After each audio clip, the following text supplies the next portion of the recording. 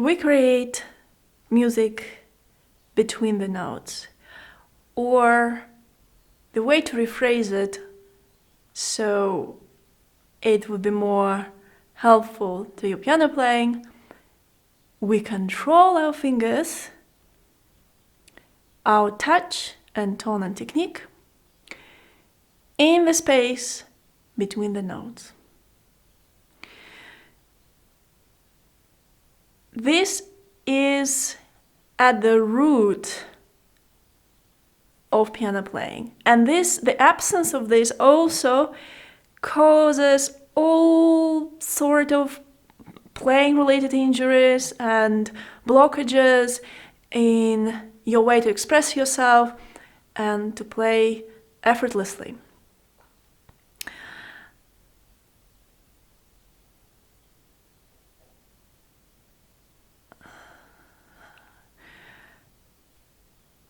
I mean, I get it. The idea that to play piano we just need to press the key in the right time and dynamics with strong finger muscles. It comes from long way from the past, and somehow along that way we completely lost touch with the idea what's behind playing any instrument, which is our voice. We have this movement, this energy inside us that the only purest and the most natural way to express is through singing. And any instrument that was created was just an extension of our own voice. Yet we lost it.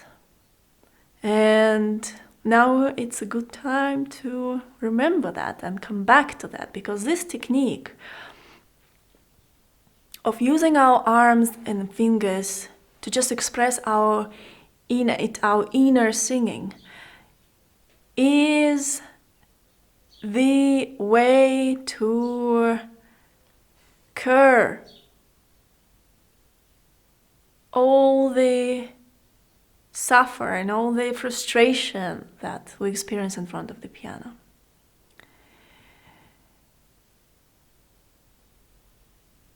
So we got this idea that, all right, we actually create music, create our touch and tone between the notes.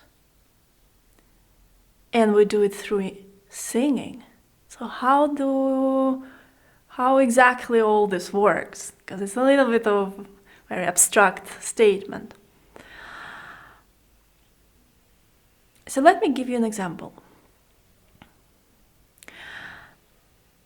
We can sing in all kind of different ways. And one of type of the singing is when we sing just the notes. Ah, ah. So we can sing ah, ah, ah, ah. Do we really feel that journey between the notes? Not really. I guess the only difference we feel is that next interval we're going a little bit higher. So this way of singing just the notes doesn't really let us feel that distance between the notes.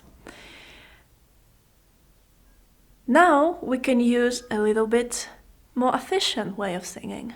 We can actually sing and connect the notes with glissando. Ah, ah, that little rainbow between the notes, where one note subtly melted into another note in another pitch. Okay, why would we do that? Well, because in this way, when I sing ah, ah, I can get a better and more clear sense of, okay, the first interval was shorter and the second one was longer. But again, this is just half of way. Now I'm going to give you it's a very interesting, and you can think it's completely unrelatable to music analogy, that is the best way for you to understand what I'm trying to convey here. You probably heard about the double slit experiment, and you know that for a fact, a proven fact, everything consists of vibrations, that waves, those waves be around us. And it's only us who, by observing, can crystallize anything we feel inside, everything we want to express or create. By observing that vibration, that energy around us, we create that experience in our life, create everything around us. So the idea of having this vibration and incorporating it in our singing is a very important point here. So you can sing the notes just with glissando, or you can add a little bit of resistance, like you're trying to stretch that huge, tough, stubborn, big spring between those notes, and you go,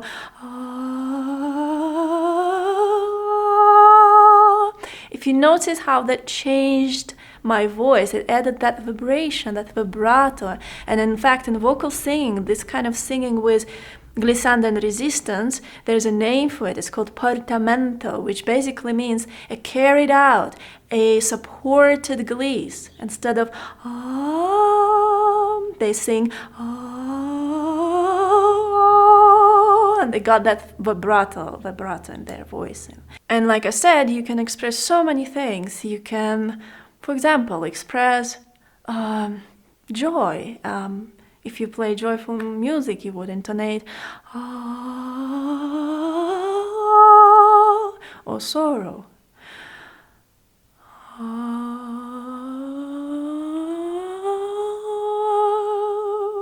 The vibrations are changing. The sensations in my vocal cords are changing.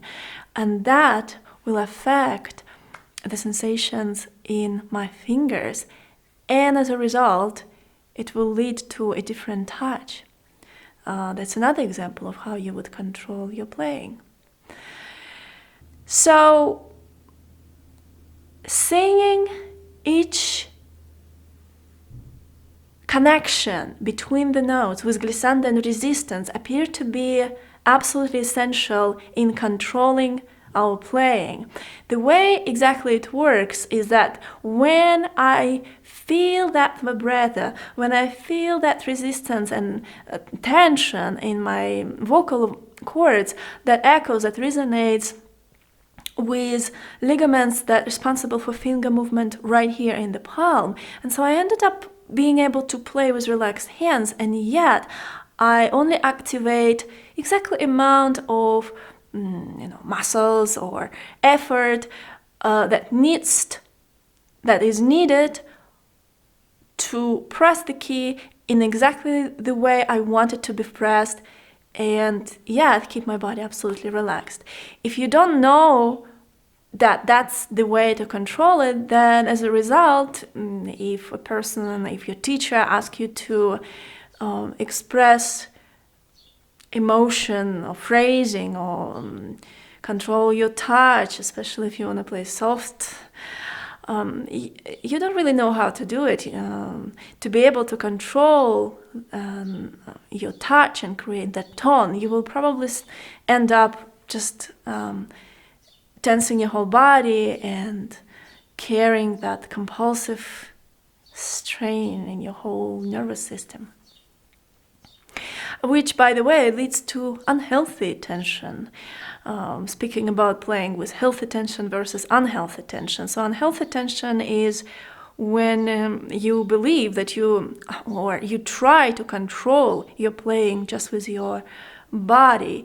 Healthy tension is where you're absolutely relaxed, you know exactly how to control your touch and tone, and you activate just that little amount of effort and muscles in your body that's responsible for just exactly the amount of tone you want to produce.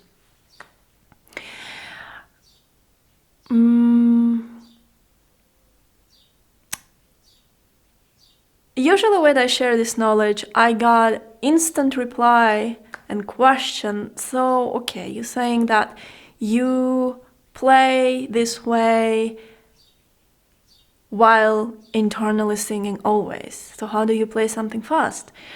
And here it's important to understand that there is a more advanced technique to this, where you are able to sing fast and feel that connection between the notes. Even when you play polyphonic texture, you can feel that connection in numerous voices at the same time, in any speed you want. By understanding that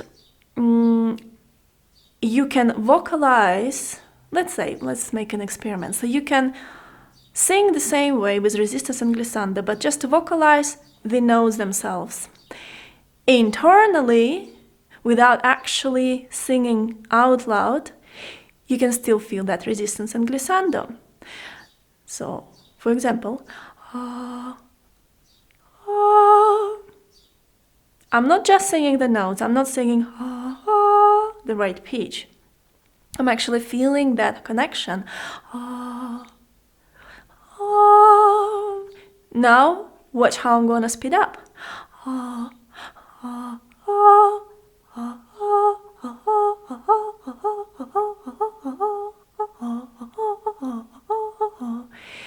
I feel that resistance, and I feel how that echoes in my muscles to produce tone and touch that I would desire.